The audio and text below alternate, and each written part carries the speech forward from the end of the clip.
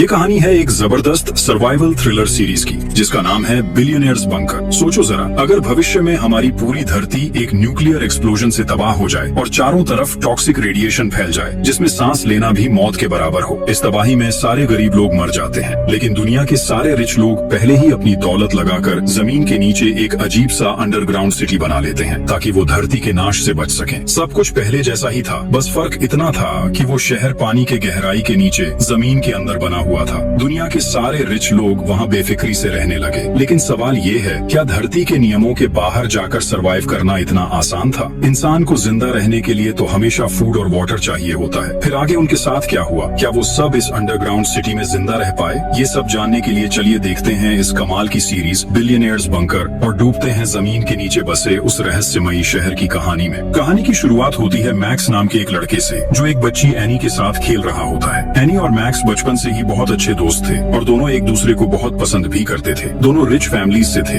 इसलिए उनके रिश्ते को लेकर किसी को कोई आपत्ति नहीं थी। बचपन से ही उन्होंने पढ़ाई से लेकर हर चीज साथ की थी। जैसे जैसे वो बड़े हुए, उनके बीच की दोस्ती प्यार में बदल गई। उनकी जिंदगी बहुत अच्छी चल रही थी। लेकिन एक रात जब बाहर तेज बारिश हो रही थी, मैक्स और एनी के साथ कुछ ऐसा हुआ जिसने सब कुछ बदल दिया। उस रात मैक्स और एनी अपने एक दोस्त की बर्थडे पार्टी में जा रहे थे, लेकिन रास्ते में मैक्स ने ड्रिंक्स कर ली थी और कुछ देर बाद उसने कार का कंट्रोल खो दिया। गाड़ी सीधा जाकर एक पेड़ से टकराई और भयानक एक्सीडेंट हो गया। इस हादसे में मैक्स किसी तरह बच गया, लेकिन एनी की मौत हो गई। इस घटना के बाद मैक्स को 3 साल की जेल हो गई। उसे ऐसी जेल में भेजा गया जहां कमजोर कैदियों पर बहुत जुल्म किए जाते थे। लेकिन मैक्स क्योंकि रिच बैकग्राउंड से था, वो ऐसे माहौल का आदी नहीं था, इसलिए शुरुआत में उसे काफी मुश्किलें झेलनी पड़ी। खुद को बचाने के लिए मैक्स ने वहाँ के हर कैदी को पैसे देकर अपने पक्ष में कर लिया, ताकि कोई उसे टॉर्चर न करे। लेकिन धीरे धीरे मैक्स को एहसास हुआ कि उसकी लग्जूरियस लाइफस्टाइल ही उसकी जिंदगी की सबसे बड़ी गलती थी, क्योंकि पैसों की वजह से उसने कभी कुछ खुद नहीं किया था। हर चीज पैसों से करवाई थी, यानी बिना पैसे के उसकी जिंदगी की कोई पहचान ही नहीं थी। ये बात समझ आने के बाद मैक्स ने वहाँ के कैदियों को पैसे देना बंद कर दिया, और जैसे ही ऐसा हुआ, धीरे धीरे वहाँ के कैदी उसके खिलाफ हो गए। अब वो भी मैक्स पर वैसे ही टॉर्चर करने लगे जैसे बाकी कैदियों पर करते थे। वक्त बीतने के साथ ये जुल्म इतना बढ़ गया कि एक दिन उन्होंने मैक्स को वॉशिंग मशीन के अंदर बंद कर दिया। काफी देर बाद जब उसे बाहर निकाला गया तो मैक्स को लगा कि शायद आज वो मर जाएगा, लेकिन अगले ही पल उसे एहसास हुआ कि इतने टॉर्चर के बाद भी उसे कोई पेन महसूस नहीं हो रहा था। यहाँ रहते रहते जैसे उसके अंदर की सारी फीलिंग्स खत्म हो गई थी। अब उसके शरीर ने दर्द सहना सीख लिया था। ये समझकर मैक्स बहुत खुश हुआ। उसे एहसास हुआ कि अगर उसे सच में रियल लाइफ में सरवाइव करना है तो उसे एक डरे हुए इंसान की तरह नहीं, बल्कि एक सच्चे बहादुर आदमी की तरह जीना होगा। ये सोचते सोचते मैक्स ने खुद को तैयार करना शुरू कर दिया, ताकि अब कोई भी कैदी उसकी तरफ हाथ उठाने की हिम्मत न करे। वो हर दिन ट्रेनिंग करने लगा और कुछ ही समय में मैक्स बेहद पावरफुल बन गया। धीरे धीरे मैक्स की फाइटिंग स्किल्स भी काफी बेहतर हो गई। अब वो जेल के अंदर होने वाले फाइटिंग मैचेस में हिस्सा लेने लगा। वक्त के साथ उसकी स्किल्स इतनी शानदार हो गई कि कोई भी उसके सामने लड़ने की हिम्मत नहीं करता था। इसी तरह देखते ही देखते 3 साल बीत गए। अब मैक्स जेल के अंदर बहुत फेमस हो चुका था। सब उसे जेल का सबसे बेहतरीन फाइटर मानते थे, और चूंकि अब उसके जेल में आने के 3 साल पूरे हो चुके थे, इसलिए उसकी सजा भी पूरी तरह खत्म हो गई थी। और आज का दिन था जब मैक्स को जेल से रिहा किया जाना था, इसलिए वहाँ सबने बहुत खुशी से सेलिब्रेट किया और मैक्स को विदाई दी। मैक्स मुस्कुराते हुए जेल के बाहर आया, जहाँ उसका फादर जेम्स उसका इंतजार कर रहा था। लेकिन जेम्स ने वहीं उसे कहा कि हम अभी अपने घर नहीं लौटेंगे, हमें एक स्पेशल जगह पर जाना होगा। उसने बताया कि इन 3 सालों में दुनिया बहुत बदल चुकी है। कई जगहों पर न्यूक्लियर वॉर्स शुरू हो गए हैं और खबर है कि जल्द ही पूरी दुनिया में न्यूक्लियर वॉर छिड़ जाएगा, जिससे धरती पूरी तरह तबाह हो सकती है। साधारण लोगों को इस बारे में कुछ भी पता नहीं था, लेकिन जेम्स बहुत अमीर इंसान था, इसलिए उसके पास देश की सारी गुप्त खबरें रहती थी। फिलहाल सिर्फ रिच लोग ही ये जानते थे कि कुछ ही दिनों में पूरी दुनिया तबाह होने वाली है। इसी वजह से सारे अमीर लोग मिलकर धरती के नीचे एक बड़ा बंकर बना चुके थे, जहाँ वो अपने परिवारों के साथ रहने जा रहे थे। उस बंकर में हर सुविधा मौजूद थी, इसलिए वहाँ किसी को रहने या खाने की कोई परेशानी नहीं थी। वहाँ भी वो लग्जूरियस जिंदगी जी सकते थे। वो लोग अब उस बंकर में आराम से रह सकते थे और साथ ही धरती के विनाश से भी बच सकते थे। यहाँ तक कि वो उस बंकर के नीचे से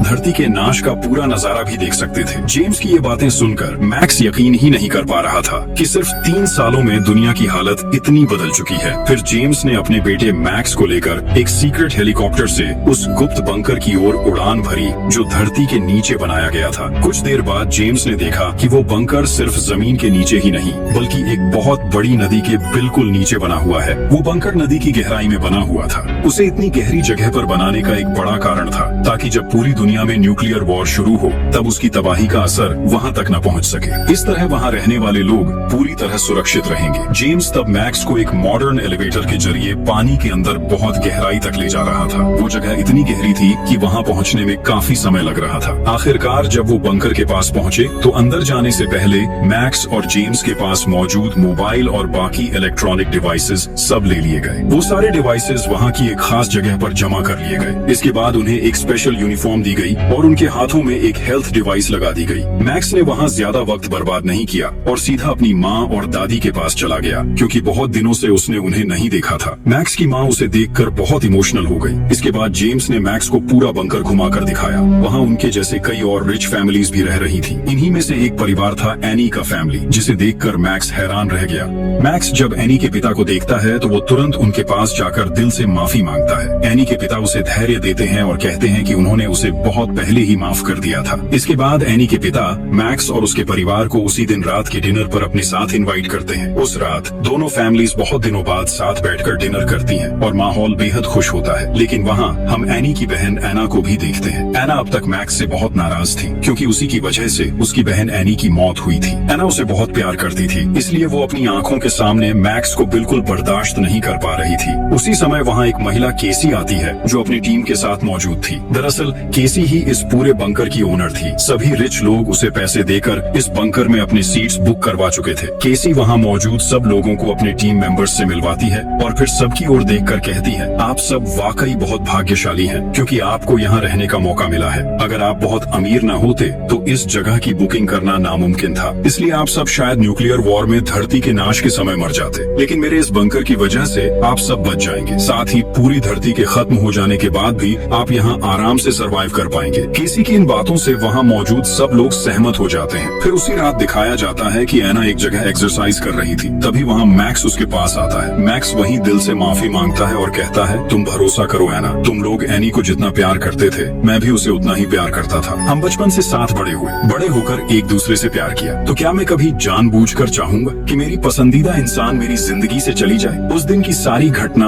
एक एक्सीडेंट थी। फिर भी मैं तुमसे दिल से माफी मांग रहा हूँ क्योंकि मेरी वजह से तुमने अपनी बहन को खो दिया, लेकिन क्या तुम मुझे माफ नहीं कर सकती? फिर मैक्स आगे कहता है, मेरे पास तुम्हारी बहन की आखिरी याद है। ये कहते हुए वो एना को एनी का फोन देता है जो एक्सीडेंट के बाद से मैक्स के पास ही था। एना वो फोन लेते हुए कुछ नहीं कहती, बस अपनी बहन को याद करके चुप हो जाती है। एना एनी का फोन लेकर अपने रूम में चली जाती है। वो अपनी बहन का फोन खोलकर चेक करने लगती है जहाँ एनी और मैक्स के कुछ सुंदर पल के वीडियोस थे। एना वही वीडियोस देख रही होती है। तभी अचानक पूरे बंकर में वाइब्रेशन शुरू हो जाता है। पूरा बंकर जोर से हिलने लगता है और साथ ही इलेक्ट्रिसिटी में भी प्रॉब्लम आने लगती है। सब लोग घबराकर बाहर की ओर दौड़ पड़ते हैं। वो सब समझ जाते हैं कि उनके बंकर की सरफेस के ऊपर बहुत बड़ा एक्सप्लोजन हुआ है। इसी वजह से पूरा बंकर इतनी भयानक तरह से हिल गया था। फौरन एक माइक्रोफोन से सभी को बताया जाता है कि सब लोग ऊपर से नीचे वाले सरफेस पर चले जाएं। वहां जाने पर वो और ज्यादा सुरक्षित रहेंगे। उधर एना अपने परिवार को ढूंढते हुए देखती है कि उसके पिता एक बड़े मलबे के नीचे दबे हुए हैं, लेकिन मैक्स और जेम्स बहुत मेहनत से उसके पिता को वहां से निकाल लेते हैं। किसी तरह सब लोग वहां से निकलकर सीधे नीचे वाले फ्लोर पर पहुंच जाते हैं। वो जगह ही असली सेफ जोन थी। वहाँ बहुत सारे मॉनिटर्स लगे हुए थे जिनसे बाहर की सिचुएशन के बारे में पता चल सकता था। सबके सेफ जोन में पहुंचने के बाद केसी सबके सामने आती है। वो सबको देखकर कहती है, सबसे पहले परमाणु युद्ध की खबर हमारी एजेंसी ने ही दी थी और हमारी जानकारी पूरी तरह सही निकली है। दुनिया में परमाणु युद्ध शुरू हो चुका है, लेकिन हमारे इस बंकर की वजह से आप सब अभी भी सुरक्षित हैं। केसी इसके बाद वीडियो फुटेज दिखाने लगती है। केसी मॉनिटर्स के जरिए सबको बाहर की स्थिति दिखा रही होती है, कैसे बाहर की दुनिया धीरे धीरे तबाह हो रही है। वहाँ मौजूद सभी लोग लगभग पूरा एक दिन सेफ जोन के अंदर ही गुजार देते हैं। फिर जब हालात कुछ शांत हो जाते हैं, यानी चारों तरफ के एक्सप्लोजन्स रुक जाते हैं, तब केसी अपनी एक स्पेशल टीम को बुलाती है। वो उन्हें स्पेशल सूट पहनाकर बाहर की दुनिया में भेज देती है ताकि वो जाकर देख सकें कि वहाँ की स्थिति अब कैसी है और जो कुछ भी वो देखेंगे उसे यहाँ सबको दिखाया जा सके। वहाँ फुटेज में दिखता है वाकई में पूरी दुनिया तबाह हो चुकी थी। चारों ओर सिर्फ धूल ही धूल दिख रही थी। परमाणु बम की टॉक्सिक रेडिएशन चारों तरफ फैल चुकी थी। अगर कोई बिना सही प्रोटेक्शन के बाहर जाएगा तो उसकी मौत पक्की है। अब कैमरे में दिखता है लूकस नाम का एक मेंबर। वो अपनी स्पेशल टीम में था। वो एक कार का इंजन चेक कर रहा था। तभी उसने एक लोहे का टुकड़ा देखा, वो उसे हाथ से छू लेता है। फौरन उसके ग्लव्स पिघल जाते हैं और उसका हाथ बुरी तरह जल जाता है। इससे वहाँ का माहौल और भी खतरनाक लगने लगता है। लूकस दर्द से पागलों की तरह इधर उधर भागने लगता है। मतलब रेडिएशन की मात्रा वहाँ इतनी ज्यादा थी कि लोहा तक आग की तरह गर्म हो गया था। लूकस की हालत देखकर बाकी टीम मेंबर्स उसे जल्दी से लेकर बंकर के अंदर आ जाते हैं। अब सब लोग इसी बात को लेकर आपस में चर्चा करने लगते हैं, क्योंकि बाहर की दुनिया में बहुत खतरनाक रेडिएशन फैल चुका है। अब चाहे भी तो कोई बाहर नहीं जा सकता, लेकिन बंकर के अंदर भी क्या जिंदगी भर रहना मुमकिन है? कोई नहीं सोच पा रहा था कि उन्हें वहाँ कितने महीने या शायद कितने साल तक रहना पड़ेगा। सबको अब बंकर के नीचे ही रहना था। ये सोच कर सब बहुत अपसेट थे। उधर केसी, जो यहाँ की ओनर थी, वो अपने लोगों के साथ लूकस की हालत देखने के बहाने बाहर निकलती है, लेकिन असल में वो एक अलग जगह पर पहुँचती है, जहाँ वो और उसकी टीम खुशी से जश्न मना रहे होते हैं। यही कहानी का सबसे बड़ा ट्विस्ट सामने आता है। असल में ये सब कुछ केसी और उसकी टीम का प्लान था। उन्होंने शहर के अमीर लोगों से पैसा ठगने के लिए ये पूरा मास्टर प्लान बनाया था। केसी और उसकी टीम चाहती थी कि वो इन अमीर लोगों को जिंदगी भर के लिए बंकर में बंद रखे, ताकि बाहर की दुनिया में जो उनकी प्रॉपर्टीज हैं, उन सब पर वो कब्जा कर सके। क्योंकि बंकर में आने से पहले ही उन्होंने हर एक से कुछ जरूरी पेपर्स पर साइन करवाए थे। केसी ये अच्छी तरह जानती थी कि इतने अमीर लोगों को बेवकूफ बनाना आसान नहीं होगा, इसलिए उसने अपनी पूरी टीम के साथ मिलकर एक जबरदस्त प्लान बनाया। सबसे पहले उन्होंने शहर के अमीर लोगों के बीच एक झूठी खबर फैलाई कि कुछ ही दिनों में दुनिया तबाह होने वाली है। फिर उन्होंने ये बंकर बनाया और उसके अंदर वो वहाँ कई सिमुलेशन सिस्टम्स बना लेते हैं। साथ ही उन्होंने बंकर की सरफेस पर खुद ही बॉम्ब सेट कर रखे थे, ताकि वो उन बॉम्ब्स को ब्लास्ट करवाकर बंकर में दहशत पैदा कर सके। लेकिन ये विस्फोट ऐसे तरीके से किया गया था कि किसी को ज्यादा नुकसान न हो। जो वीडियोस उन्होंने लोगों को दिखाई थी, वो असल में एडवांस्ड एआई सिस्टम से बनाए गए थे, और उनके इन सारे प्लान्स में वो कामयाब भी हो जाते हैं, क्योंकि अब सब लोग उनकी बात मानकर बंकर में ही रहना चाहते हैं। अब दूसरी तरफ हम एना को देखते हैं। एना जब बंकर के एक टॉयलेट में होती है, तभी उसे पास वाले कमरे से एक अजीब सी आवाज सुनाई देती है। उसे लगता है जैसे कोई वहाँ गिर गया हो। एना जल्दी से बाहर निकलती है और पास वाले कमरे का दरवाजा जोर से धक्का देकर खोल देती है। अंदर जाकर वो देखती है एक लड़की खुद को खत्म करने की कोशिश कर रही है। एना ये देखकर बुरी तरह डर जाती है। वो भागकर उस लड़की को पकड़ लेती है और उसके गले में बंधी रस्सी काट देती है। किसी तरह वो उसकी जान बचा लेती है। असल में बंकर में जितने भी लोग थे, वो सब अंदर ही अंदर बहुत परेशान थे। ये सब लोग अमीर थे, लेकिन अब दुनिया के तबाह हो जाने के बाद उनका सब कुछ खत्म हो चुका है। उनके घर, गाड़ियाँ, पैसा, कुछ भी नहीं बचा। पहले बाहर की दुनिया में जिन पावर्स के साथ वो जीते थे, अब चाहकर भी वो कुछ नहीं कर सकते। वो अब बिल्कुल खाली हाथ हो गए थे। यही वजह थी कि ये लड़की ये सब सह नहीं पाई और खुद को खत्म करने की कोशिश कर रही थी। लेकिन सिर्फ वही नहीं, यहाँ के लगभग सभी लोग इस माहौल के साथ खुद को ढाल नहीं पा रहे थे। सब बहुत डिप्रेस्ड हो गए थे। अब सरफेस लगभग ठीक हो चुका था, इसलिए केसी सबको कहती है कि अब किसी को चिंता करने की जरूरत नहीं है। वो सब बंकर में आराम से सरवाइव कर सकते हैं। इसके बाद केसी अपनी टीम से मिलने जाती है। वहाँ लूकास अपने टीम मेंबर्स के साथ होता है, जो उसे मेकअप करवा रहे थे, ताकि बाकी लोगों को दिखाया जा सके कि बाहर जाने के बाद लूकास के साथ क्या हुआ। उधर हम जेम्स और उसकी वाइफ को देखते हैं। दोनों के बीच अब झगड़ा शुरू हो गया था। असल में जेम्स एक बहुत अमीर बिजनेसमैन था और वो हमेशा अपनी मर्जी से ही जीता था। यहाँ तक कि बाहर कई लड़कियों के साथ उसका अफेयर भी था। जेम्स की वाइफ सब कुछ जानती थी। वो जानती थी कि उसका हस्बैंड कई लड़कियों के साथ अफेयर में था, फिर भी उसने उसे कभी नहीं छोड़ा, क्योंकि उसे उसके पैसे की बहुत जरूरत थी। उसी पैसे के लिए वो इतने सालों तक उसके साथ रही। लेकिन अब तो सब कुछ खत्म हो चुका था। जेम्स के पास न पैसा था न पावर। अब उसकी वाइफ के लिए भी उसकी कोई कीमत नहीं रह गई थी। वो जेम्स से साफ साफ कहती है, तुम इतने सालों में जिन जिन औरतों के साथ रहे, मैं उन सब के बारे में जानती थी। सब कुछ जानते हुए भी मैंने कभी कुछ नहीं कहा, चुपचाप तुम्हारे साथ रही। जानते हो क्यों? सिर्फ तुम्हारे पैसे के लिए। मुझे पैसों की बहुत जरूरत थी, लेकिन अब तुम्हारे पास कुछ भी नहीं है, न पैसा न औरतें। अब मुझे तुम्हारी कोई जरूरत नहीं है। मैं अब अपनी मर्जी से जीऊंगी, इसलिए मेरी जिंदगी में तुम रुकावट मत बनो। ये सब सुनकर जेम्स बहुत गुस्से में आ जाता है। जब उसकी वाइफ वहाँ से निकलने लगती है, जेम्स उसे डांटते डांटते उसके पीछे पीछे जाने लगता है। फिर वो बिना किसी की अनुमति लिए वहाँ मौजूद सबके हिस्से का खाना खाने लगता है। उधर जब गार्ड्स ये सब देखते हैं, तो वो तुरंत वहाँ पहुँच जाते हैं। वो अपनी इलेक्ट्रिक गन से जेम्स को झटका देने लगते हैं, लेकिन तभी वहाँ मैक्स पहुँचता है। वो अकेले ही उन गार्ड से लड़ने लगता है ताकि अपने पिता को बचा सके। तभी सही समय पर केसी वहाँ पहुँच जाती है। वो खुद सामने आकर सबकी प्रॉब्लम सॉल्व कर देती है। दूसरी तरफ हम एना के पेरेंट्स को देखते हैं। यहाँ पता चलता है कि एना के पिता का नाम हावर्ड है। जेम्स और उसकी वाइफ की तरह हावर्ड और उसकी वाइफ के रिश्ते भी ज्यादा अच्छे नहीं थे। दोनों के बीच भी अक्सर झगड़े होते रहते थे।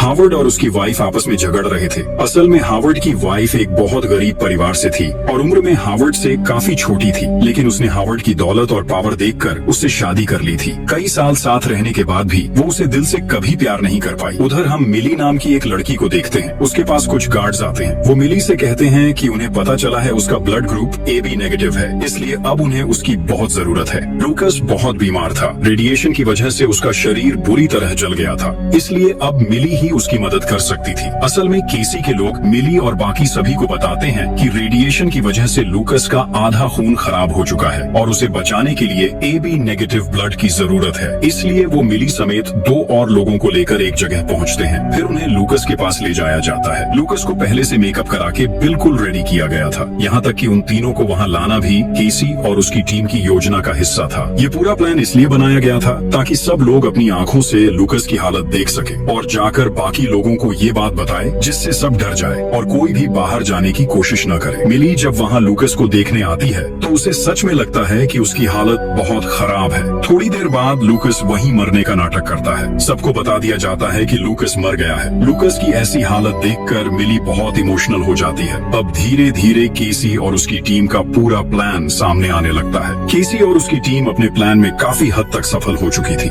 उसकी टीम में जैक नाम का एक लड़का भी था जो असल में केसी का अपना भाई था। जैक बहुत बीमार रहता था, इसलिए केसी हमेशा उसे अपने पास रखती थी। अब केसी अपनी टीम से कहती है, अब समय आ गया है हमारे प्लान के अगले स्टेप पर जाने का। वो सबको बताने लगती है कि उसने हार्वर्ड के बारे में सारी जानकारी कैसे जुटाई। असल में हार्वर्ड जिस परिवार में पैदा हुआ था वो पहले से ही बहुत अमीर फैमिली थी। बचपन के बाद धीरे धीरे हार्वर्ड ने अपने फैमिली बिजनेस की देखभाल शुरू कर दी थी। हार्वर्ड के पास पैसों की कोई कमी नहीं थी। बहुत कम समय में वो एक सफल बिजनेसमैन बन गया। धीरे धीरे उसने करीब 60 कंपनियों का मालिक बन गया। हर कंपनी से उसे इतना पैसा मिलने लगा कि उसका नाम दुनिया के 10 सबसे अमीर लोगों में शामिल हो गया। केसी अमीर लोगों से बहुत नफरत करती थी। वो बचपन से देखती आई थी कि अमीर लोग गरीबों पर कैसे जुल्म करते हैं। इसीलिए उसने खुद की एक टीम बनाई जिसमें ज्यादातर गरीब घरों के लोग थे, क्योंकि वही लोग उसकी सोच को समझ सकते थे और उसके साथ ईमानदारी से काम कर सकते थे। केसी और उसकी टीम का प्लान साफ था। वो सारे अमीर लोगों को बंकर में बंद रखेंगे और बाहर जो उनकी प्रॉपर्टी और पैसा है वो सब गरीबों में बांट देंगे, ताकि अमीर और गरीब के बीच का फर्क थोड़ा कम हो जाए और गरीब लोगों को अब कभी छोटा महसूस न करना पड़े। केसी को पता था कि अगर वो दुनिया के खत्म होने का प्लान बनाएगी तो अमीर लोग कभी गरीबों के बारे में नहीं सोचेंगे, वो सिर्फ अपने आप को बचाने की कोशिश करेंगे। इसलिए केसी और उसकी टीम ने सबसे पहले हार्वर्ड को निशाना बनाया। उनका प्लान था कि हार्वर्ड की सारी प्रॉपर्टी और पैसा गरीब लोगों में बांट दिया जाए। अब उन्हें ये पता लगाना था कि हार्वर्ड का पैसा कहाँ कहाँ रखा है, तो उन्होंने उसी के हिसाब से अपना काम शुरू कर दिया। केसी सबको बुलाकर कहती है, दुनिया अब पूरी तरह खत्म हो चुकी है। हमारे पास अब बहुत कम खाना और पानी बचा है, लेकिन कल रात जेम्स ने बिना किसी की अनुमति के सबके हिस्से का खाना खुद ही खा लिया। इसलिए अब से सबको थोड़ा थोड़ा खाना मिलेगा, वरना बहुत जल्दी हमारा सारा स्टॉक खत्म हो जाएगा। असल में केसी ये बातें इसलिए कह रही थी ताकि सब लोग सिचुएशन को और ज्यादा सीरियस समझें। वो चाहती थी कि सबको सच में लगे कि दुनिया तबाह हो चुकी है और अब उन्हें अपने खाने पानी को लेकर बहुत सावधानी से जीना होगा। अब वो सबके सामने मैक्स पर चिल्लाने लगती है। वो उसे गालियां देती है क्योंकि मैक्स ने पिछली रात गार्ड्स पर हाथ उठाया था। उसने गार्ड्स को मारकर उनसे एक शॉटगन छीन ली थी जिससे इलेक्ट्रिक शॉक दिया जा सकता था। केसी गुस्से में मैक्स से कहती है, वो गन तुरंत वापस कर दो। फिर सीन बदलता है। हम केसी और उसकी टीम को देखते हैं जो सबको कैद करने से पहले प्लान बना रहे थे। उनका प्लान ऐसा बनाया गया था कि जब इन अमीर लोगों को यहाँ लाया जाए तो उनके गायब होने के बाद भी किसी को इस बात का शक न हो। असल में बंकर में बंद करने से पहले केसी और उसकी टीम ने हर व्यक्ति का एक एक AI क्लोन तैयार कर लिया था, वो भी बहुत एडवांस टेक्नोलॉजी से। जब ये लोग बंकर में आए तो उनसे उनके मोबाइल फोन्स और बाकी डिवाइसेस ले लिए गए। असल में वही मोबाइल्स उनका असली हथियार थे, क्योंकि उन्हीं फोन्स में सबके सोशल मीडिया अकाउंट्स मौजूद थे। अब केसी की टीम उन्हीं अकाउंट्स को इस्तेमाल करके बाहर की दुनिया में ये दिखा रही थी कि सब लोग अभी भी जिंदा हैं और नॉर्मल लाइफ जी रहे हैं। वो लोग लगातार हर किसी का AI वीडियो बनाते रहे और वो वीडियो रोज सोशल मीडिया पर अपलोड किए जाते थे। लोगों को दिखाने के लिए कहा जाता था कि वो सब वेकेशन पर हैं, कि वो अपने परिवार के साथ अच्छा वक्त बिता रहे हैं। लोगों से कहा गया, जब तक हम खुद कांटेक्ट नहीं करते तब तक हमें परेशान मत करो। इस तरह बाहर के लोग उन्हें ढूंढना बंद कर देंगे और जितना ज्यादा ये बात फैलती उतना ही केसी का प्लान सफल होता गया। केसी और उसकी टीम के पास जो मोबाइल फोन्स थे वो सब लगातार एक्टिव रखे गए। उन अकाउंट से रोज नए फेक अपडेट्स और वीडियोस डाल दिए जाते थे। इस तरह बाहर की दुनिया को लगता रहा कि सब नॉर्मल है और केसी का पूरा झांसा कामयाब होता रहा। वो फोन्स हमेशा एक्टिव रखे गए थे। जब भी किसी फोन पर कॉल या मैसेज आता तो उनका AI सिस्टम अपने आप रिप्लाई दे देता था। अगर कोई कॉल करता तो AI सिस्टम उसी व्यक्ति की वॉइस कॉपी कर लेता था और उसकी आवाज में सामने वाले से बात करता था। इसी AI सिस्टम की मदद से केसी अपना पूरा प्लान सफल बना रही थी। आज भी जब सबके फोन्स एआई सिस्टम से कनेक्टेड थे, तभी हार्वर्ड के फोन पर स्टैन नाम के एक आदमी का कॉल आता है। स्टैन हार्वर्ड का बिजनेस पार्टनर था। वो लगभग हर दिन हार्वर्ड को फोन करता था, लेकिन आज स्टैन हार्वर्ड पर बहुत गुस्सा था, क्योंकि हार्वर्ड के साथ उसका एक बहुत इंपॉर्टेंट डील चल रहा था। वो वीडियो फुटेज के जरिए हार्वर्ड से कहता है, तुम इतने जिम्मेदार कैसे नहीं हो सकते? तुम जानते हो हमारी ये डील कितनी इंपॉर्टेंट है। तुम तुरंत मुझसे मिलो, वरना चाहे तुम पृथ्वी के किसी भी कोने में हो, मैं तुम्हें ढूंढ कर निकाल ही लूंगा। स्टैन की ये बातें सुनते ही केसी और उसकी टीम थोड़े चिंतित हो जाते हैं, क्योंकि उन्हें समझ नहीं आ रहा था कि इस बार स्टैन को कैसे हैंडल किया जाए। अब हम बंकर के सभी लोगों को देखते हैं। वो सब अंदर से टूट चुके थे, क्योंकि किसी की जिंदगी अब ठीक से नहीं चल रही थी। सबको ये बात पता चल चुकी थी कि दुनिया के खत्म हो जाने के बाद उनका सारा धन संपत्ति भी खत्म हो गया है। अब वो सब खाली हाथ हैं। यहाँ हर फैमिली के लोग आपस में झगड़ने लगे थे। उनके रिश्ते धीरे धीरे टूटने लगे थे, क्योंकि ज्यादातर रिश्ते सिर्फ पैसे के लिए बने थे। अब हालात इतने बिगड़ चुके थे कि कुछ वाइफ्स अपने हस्बैंड्स को छोड़ रही थीं और कुछ हस्बैंड्स भी अपनी वाइफ से दूर जा रहे थे। यहाँ तक कि बच्चे भी अब अपने माँ बाप की कद्र नहीं कर रहे थे। अब हर किसी का असली चेहरा सामने आने लगा था। कई अमीर लोगों को ये एहसास हुआ कि अब तक लोग सिर्फ उनके पैसों के लिए ही उनके साथ थे। उन्हें जो इज्जत और सम्मान मिला, वो सब सिर्फ पैसे की वजह से था। असल में उनके पास अपनी कोई सच्ची पहचान नहीं थी। उधर इसी बीच केसी की टीम ने हार्वर्ड का एआई मॉडल तैयार कर लिया था, जिसकी मदद से वो स्टैन से सीधे हार्वर्ड की आवाज में बात करवा सकते थे। यानी अब हार्वर्ड की जगह एआई ही बात करेगा। तो वो लोग अपना सिस्टम चालू करते हैं और स्टैन को वीडियो कॉल करते हैं। फिर हार्वर्ड का एआई मॉडल एक्टिवेट कर दिया जाता है। इसके बाद वो एआई मॉडल स्टैन से बात करना शुरू करता है। अब केसी की टीम एआई के जरिए स्टैन से बातचीत करती है और उन्हें पता चलता है कि कुछ महीने पहले स्टैन और हार्वर्ड ने एक पार्टी में बहुत बड़ा प्लान बनाया था। दोनों ने तय किया था कि उनके पास जितना भी ब्लैक मनी है, उसे इस्तेमाल करके वो एक बहुत बड़ी कंपनी खोलेंगे, और उनका वो प्लान पूरी तरह तैयार भी हो चुका था। लेकिन तभी अचानक हार्वर्ड गायब हो गया। इसी वजह से स्टैन उसे बार बार फोन कर रहा था। केसी ने हार्वर्ड के एआई मॉडल के जरिए चालाकी से स्टैन से ये भी पता लगा लिया कि जिस ब्लैक मनी की बात वो कर रहे थे, वो दरअसल कहाँ रखी है। उन्हें पता चलता है कि वो पैसा हार्वर्ड के घर के एक सीक्रेट जगह पर छुपा हुआ है, जिसे एक पासवर्ड से खोला जा सकता है। लेकिन वो पासवर्ड सिर्फ असली हार्वर्ड को ही पता है। अब केसी अपनी पूरी टीम के साथ प्लान बनाती है कि किसी भी तरह उन्हें वो पासवर्ड पता लगाना ही होगा। अब उनका प्लान साफ था। वो अपनी बातों में फंसाकर हार्वर्ड से उसका सीक्रेट पासवर्ड निकलवाएंगे। फिर उसी पासवर्ड का इस्तेमाल करके हार्वर्ड और स्टैन के सारे ब्लैक मनी पर कब्जा कर लेंगे और उस पैसे को बांटकर गरीब लोगों में दे देंगे। इसके बाद केसी एक जगह अकेली बैठी होती है, थोड़ी उदास। वो अपने बचपन की बातें सोच रही होती है। जब केसी सिर्फ 12 साल की थी, वो अपने भाई जैक के साथ एक स्कूल में पढ़ती थी। उस स्कूल के ज्यादातर बच्चे अमीर घरों के थे, लेकिन जब केसी अपने भाई जैक के साथ वहाँ जाती, तो वो अमीर बच्चे हमेशा उन्हें चिढ़ाते थे, उन्हें छोटे लोग कहकर नीचा दिखाते थे। वो दोनों भाई बहन को हमेशा गरीब कहकर अपमानित करते थे। हालांकि केसी और उसका भाई जैक बहुत टैलेंटेड स्टूडेंट्स थे, लेकिन गरीब होने की वजह से उनकी मेहनत और हुनर की कभी कद्र नहीं हुई। ऊपर से उनके पिता की आर्थिक हालत भी बहुत खराब थी। एक दिन केसी की माँ एक छोटा सा खत लिखकर उसे और जैक को छोड़कर चली गई। उनके पिता पहले से ही नशे के आदी थे, इसलिए उस दिन के बाद केसी और जैक के पास कोई नहीं बचा। वो दोनों सिर्फ एक दूसरे का सहारा बनकर बड़े हुए। कम उम्र में ही उन्हें ये समझ आ गया था कि उनका भविष्य कोई और नहीं बनाएगा, उन्हें खुद ही अपने लिए रास्ता बनाना होगा। इसलिए उसी वक्त से दोनों भाई बहन ने कड़ी मेहनत शुरू कर दी। वो अपनी पढ़ाई में और ज्यादा ध्यान देने लगे। धीरे धीरे दोनों ने कई डिग्रीज हासिल कर ली। फिर एक समय आया जब दोनों ने मिलकर काफी रिसर्च की और अपना खुद का एआई आर्टिफिशियल इंटेलिजेंस सिस्टम बना लिया। तब उन्हें लगा कि अब वो अपनी जिंदगी में कुछ बड़ा कर पाएंगे। लेकिन बहुत जल्द उन्हें एहसास हुआ कि इस दुनिया में पैसे और पावर के बिना कुछ भी हासिल नहीं किया जा सकता। उन्होंने भले ही सबसे एडवांस्ड एआई मॉडल बना लिया था, उनके पास पैसे नहीं थे, इसलिए वो अपने एआई को मार्केट में लॉन्च नहीं कर पा रहे थे और न ही लोगों के सामने अपना काम दिखा पा रहे थे। इसलिए उन्होंने कई कंपनियों से फंड मांगा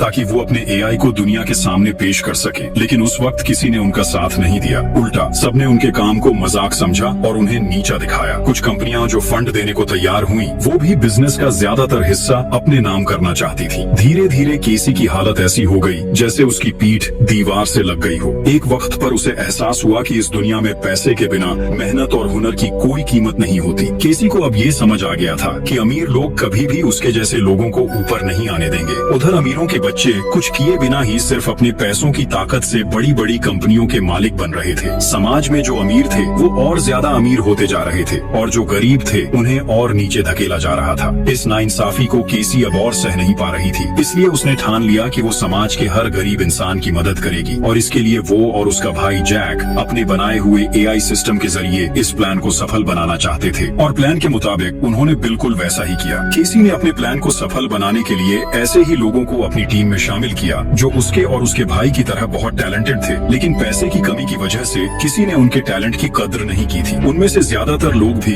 अपनी जिंदगी में कभी न कभी किसी अमीर इंसान द्वारा अपमानित हुए थे। इसी तरह केसी ने अब तक अपना पूरा प्लान चलाया। अब हम केसी को फिर से देखते हैं। वो अपनी टीम से कहती है, मेरे दिमाग में एक आइडिया आया है। मुझे अब समझ में आ गया है कि मैं हावर्ड से उसका पासवर्ड कैसे निकलवा सकती हूँ। केसी अब जान चुकी थी कि हावर्ड से पासवर्ड कैसे निकलवाना है। उसने तय किया कि वो हावर्ड को वही देगी जिसकी उसे सबसे ज्यादा जरूरत है, अटेंशन और केयर की। क्योंकि बंकर में आने के बाद से हावर्ड सबके लिए एक नजरअंदाज किया हुआ इंसान बन गया था। अब अगर कोई उसकी परवाह करे तो वो उसे जरूर अहमियत देगा। इसलिए केसी अपनी टीम की एक मेंबर को हावर्ड के पास भेजती है। उस लड़की का नाम था इंग्रिड। इंग्रिड हावर्ड से बहुत अच्छे से पेश आने लगती है। वो उसकी बातों में इंटरेस्ट दिखाती है और धीरे धीरे उसे अपनी तरफ आकर्षित करने लगती है। थोड़े ही समय में हावर्ड और इंग्रिड के बीच एक अच्छी दोस्ती हो जाती है। हावर्ड और इंग्रिड अब एक दूसरे के साथ वक्त बिताने लगे थे, क्योंकि अब हावर्ड के पास बात करने के लिए कोई नहीं था। एक दिन इंग्रिड हावर्ड से कहती है, अगर तुम चाहो तो हम दोनों एक गेम खेल सकते हैं, इससे हमारा बोरिंग वक्त थोड़ा अच्छा गुजरेगा। हावर्ड उसकी बात मान जाता है। फिर इंग्रिड मुस्कुराते हुए कहती है, चलो हम दोनों एक दूसरे को अपने सीक्रेट्स बताएंगे। बातों बातों में इंग्रिड बताने लगती है कि उसके भी कुछ सीक्रेट लॉकर्स थे, जहां उसने अपनी जिंदगी की सबसे कीमती चीजें रखी थी, लेकिन दुनिया के खत्म होने के बाद वो सब शायद नष्ट हो चुके हैं। इंग्रिड उससे पूछती है, तुम्हारे लॉकर के पासवर्ड्स क्या थे? फिर वह बनावट की बातें करके धीरे धीरे अपने लॉकर्स के पासवर्ड्स बताती है। बातों बातों में हावर्ड भी इंग्रिड पर भरोसा कर बैठता है। वो धीरे धीरे अपने सीक्रेट पासवर्ड सब बता देता है। और सिर्फ इतना ही नहीं, अब क्योंकि हावर्ड के पास कुछ भी बचा नहीं था, वो इंग्रिड को अपने बैंक और जहाँ जहाँ पैसा रखा था उन सब जगहों के डिटेल्ड पासवर्ड्स भी बता देता है। इसके बाद केसी का पूरा प्लान पूरी तरह कामयाब हो जाता है। अगले दिन केसी और उसकी टीम हावर्ड के एआई कैरेक्टर का इस्तेमाल करके वो फिर से स्टैन को फोन करते हैं। वो स्टैन से कहता है, मैं अभी देश से बहुत दूर हूँ, फिर भी मैं तुम्हें बता रहा हूँ कि हमने अपना ब्लैक मनी कहाँ रखा है। ये रहे उन जगहों के पासवर्ड्स, तुम वहाँ से सारा पैसा निकाल लो और उस पैसे से कोई स्टार्टअप कंपनी शुरू कर दो, क्योंकि मेरे लौटने में बहुत देर हो जाएगी। इसी बीच केसी हावर्ड के एआई कैरेक्टर के जरिए स्टैन को और एक बात बहुत साफ तरीके से बता देती है, तुम खुद से कोई कंपनी मत खरीद लेना, मैं जो कंपनी का नाम बताऊंगा वही खरीद लेना। असल में ये भी केसी और उसकी टीम का एक बड़ा चालाकी भरा प्लान था। उनका मकसद था स्टैन को इस तरह मैनिपुलेट करना कि वो वही कंपनी खरीदे जिनका फैसला केसी कर चुकी है। केसी ने स्टैन को जिस कंपनी को खरीदने के लिए कहा था वो दरअसल उनकी बनाई हुई एक फेक कंपनी थी। जैसे ही स्टैन और हावर्ड का पैसा उस कंपनी में लगाया जाता, केसी और उसकी टीम चालाकी से वो सारा पैसा अपने कब्जे में ले लेते। इसी तरह सबसे पहले उन्होंने हावर्ड का पैसा हड़प लिया और फिर धीरे धीरे बंकर में मौजूद बाकी सारे अमीर लोगों का पैसा भी चुपचाप अपने कंट्रोल में लेने लगे। उधर अब हम मैक्स को देखते हैं। उसे यहाँ की हर चीज कुछ अजीब लगने लगी थी। खासकर सबके हाथों में जो ब्रेसलेट्स थे उन्हीं पर उसे शक हो रहा था, क्योंकि जब उन्हें ये ब्रेसलेट्स दिए गए थे तो कहा गया था कि ये उनकी सेफ्टी के लिए है। कहा गया था कि ये ब्रेसलेट्स उनकी हेल्थ कंडीशन बताने के लिए है। लेकिन जब मैक्स ने ध्यान से अपना ब्रेसलेट देखा तो उसे उसके अंदर एक छोटा सा माइक्रोफोन नजर आया। यानी उसी माइक्रोफोन के जरिए केसी और उसकी टीम उनकी सारी बातें सुन रही थी।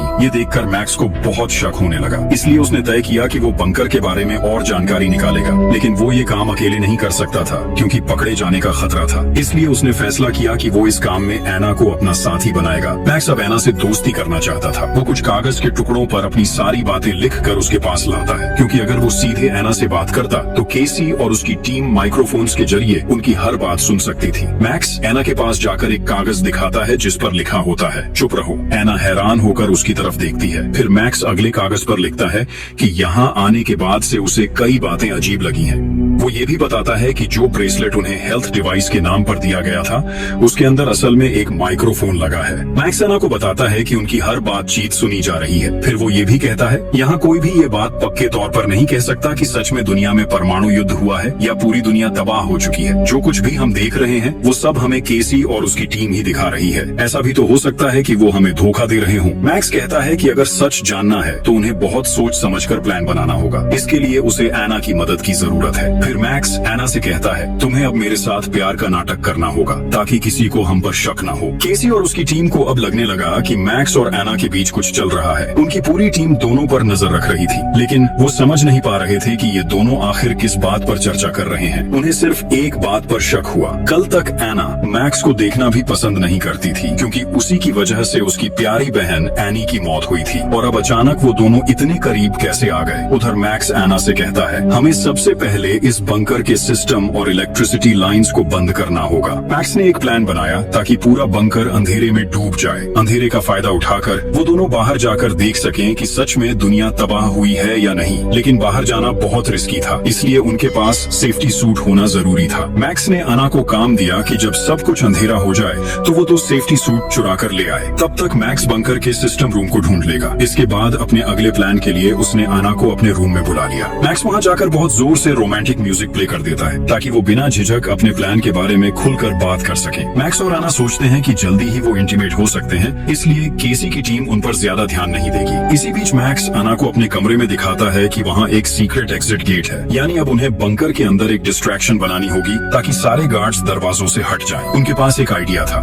एना मैक्स से कहती है कि वो कभी केमिस्ट्री की स्टूडेंट थी। उसके पास अब कुछ केमिकल्स हैं जिनसे वो एक छोटी बॉम्ब बना सकती है और उस बॉम्ब से शायद वो डिस्ट्रैक्शन बना पाएगी। दूसरी तरफ केसी हावर्ड के एआई मॉडल ने स्टैन को कुछ कहा। स्टैन उसी बात पर सीधे बैंक जाकर उस कंपनी को देखने चला गया, लेकिन कंपनी देखकर उसे अच्छा महसूस नहीं हुआ, इसलिए उसने हावर्ड को वीडियो कॉल कर बताया कि कंपनी उसे ज्यादा पसंद नहीं आई। स्टैन की बात सुनकर केसी अपने प्लान के मुताबिक उस कंपनी में अपनी टीम मेंबर लूकस को भेजती है। वो लूकस को हावर्ड से भी बड़ा इन्वेस्टर बनाकर पेश करती है। लूकस वही व्यक्ति था जिसने पहले रेडिएशन से झुलसकर मरने का नाटक किया था। अब केसी लूकस से कहती है कि स्टैन के सामने कंपनी की रेट और शेयर्स बढ़ा चढ़ा कर दिखाए, ताकि स्टैन सोचे कि कंपनी की कीमत बहुत ज्यादा है और लालच में आकर उसे खरीदना चाहेगा, क्योंकि बाद में उसे इस कंपनी से बहुत प्रॉफिट मिलने वाला है। एना अपनी प्लान पर काम करने लगती है। दूसरी तरफ मैक्स काफी खोजबीन के बाद बंकर का कंट्रोल रूम ढूंढ लेता है और वहाँ का सिस्टम बंद कर देता है। इससे तुरंत हावर्ड का एआई मॉडल भी बंद हो जाता है और स्टैन के साथ उसकी वीडियो कॉल भी कट जाती है। अब स्टैन समझ नहीं पा रहा था कि उसे उस कंपनी को खरीदना चाहिए या नहीं। कुछ देर बाद मैक्स और एना अपने प्लान के मुताबिक सारे सिस्टम्स फिर से चालू कर देते हैं, क्योंकि उनका प्लान पूरा हो चुका था।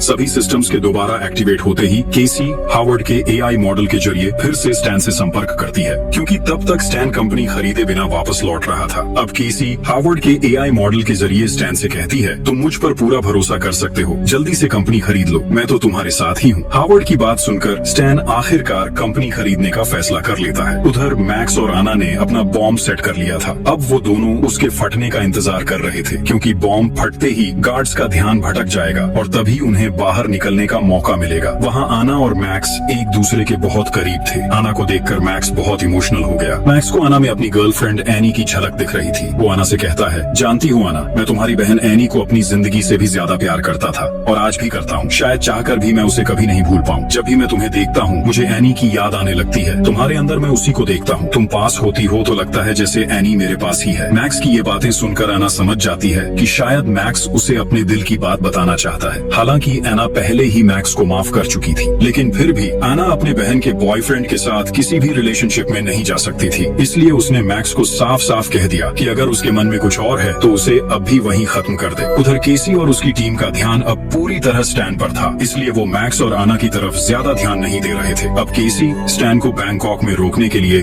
अपनी एक और साथी इंग्रिड का इस्तेमाल करती है। इसी इंग्रिड के जरिए उसने हावर्ड से उस कंपनी के सारे कोर्ट डॉक्यूमेंट्स और डिटेल्स हासिल की थी। प्लान के मुताबिक इंग्रिड अब स्टैन से दोस्ती करके उसके करीब आने लगती है। इंग्रिड के माता पिता उसे छोड़कर विदेश जा रहे थे, जो दरअसल उनके प्लान का ही हिस्सा था। जब स्टैन को ये बात पता चलती है तो वो इंग्रिड की खूबसूरती से प्रभावित होकर कहता है कि वो उसका ख्याल रखेगा। स्टैन फिर इंग्रिड के साथ ड्रिंक्स लेकर पार्टी करने लगता है। प्लान के मुताबिक इंग्रिड अब स्टैन के बहुत करीब आ जाती है। वो स्टैन से कहती है कि जिस कंपनी को वो खरीदने जा रहा है वो बहुत अच्छी कंपनी है, इसलिए उसे देर नहीं करनी चाहिए। अगर वो देर करेगा तो कोई और उस कंपनी को खरीद सकता है। स्टैन ये सुनकर और देर नहीं करता और तुरंत पैसे ट्रांसफर करने की तैयारी करने लगता है। स्टैन जैसे ही पैसे भेजने वाला होता है, थोड़ी देर बाद दिखता है कि सारे पैसे केसी के अकाउंट में पहुंच गए हैं, यानी उनका प्लान पूरी तरह सक्सेसफुल हो गया था। लेकिन उसी वक्त एना और मैक्स द्वारा सेट किया गया बॉम्ब अचानक ब्लास्ट हो जाता है। पूरा बंकर हड़कंप में आ जाता है। हर कोई डरकर अपनी जान बचाने के लिए इधर उधर भागने लगता है, यहाँ तक कि गार्ड्स भी अंदर चेक करने पहुंच जाते हैं। इस अफरा तफरी का फायदा उठाकर मैक्स और आना एना पीछे मौजूद सीक्रेट एग्जिट गेट से वहाँ से निकल जाते हैं। स्टैन बहुत रिलैक्स था। कंपनी खरीदने के बाद वो अपने प्राइवेट जेट से घर लौट रहा था, लेकिन तभी उसकी नजर एक पोस्टर पर पड़ती है। उसमें इंग्रिड की माँ की तस्वीर थी, जो असल में थाईलैंड की बहुत बड़ी एक्ट्रेस थी। स्टैन को याद आता है कि इंग्रिड ने उसे बताया था कि उसके माता पिता दोनों बिजनेसमैन हैं। अब स्टैन सब समझ जाता है। उसे एहसास होता है कि उसके साथ एक बड़ा स्कैम हुआ है। वो तुरंत इंग्रिड के सोशल मीडिया अकाउंट्स चेक करने लगता है, लेकिन अब इंग्रिड के सारे अकाउंट्स डिसेबल हो चुके थे। स्टैन अब बिल्कुल भी समय बर्बाद नहीं करता और सीधा उसी कंपनी में पहुंच जाता है, लेकिन वहां पहुंचकर वो देखता है कि कंपनी में तो अब कोई भी नहीं है। ये सब देखकर स्टैन पूरी तरह हैरान रह जाता है। उसे समझ नहीं आता कि अब क्या करे। वो तुरंत हावर्ड को वीडियो कॉल करता है और उससे कुछ प्राइवेट सवाल पूछता है, जैसे कि वो दोनों साथ में कहाँ घूमने गए थे, क्या क्या किया था और वो किस कॉलेज में पढ़ता था। लेकिन इस बार हावर्ड किसी भी सवाल का जवाब नहीं दे पाता। कुछ ही देर में स्टैन को एहसास हो जाता है